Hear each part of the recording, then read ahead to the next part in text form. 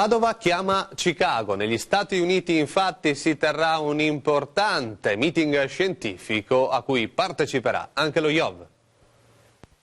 Oltre 30.000 specialisti mondiali radunati in America per 6 giorni. La lotta alle neoplasie passa anche dal coinvolgimento di tutti, medici e pazienti, operatori e ricercatori. La presenza agli oncologi dell'Istituto Oncologico Veneto al Congresso americano è anche quest'anno importante, di prestigio, un simposio di riconosciuta scientificità dove vengono ammessi alla comunicazione solo gli studi e le ricerche che hanno superato il vaglio di un comitato scientifico rigidissimo. Le presentazioni più importanti, tra quelle che lo IOV porta all'ASCO, vedranno impegnati il 5 giugno il professor Pierfranco Conte e la dottoressa Vittorina Zagonel, ma anche altri oncologi dell'istituto illustreranno i loro studi alla platea di esperti medici.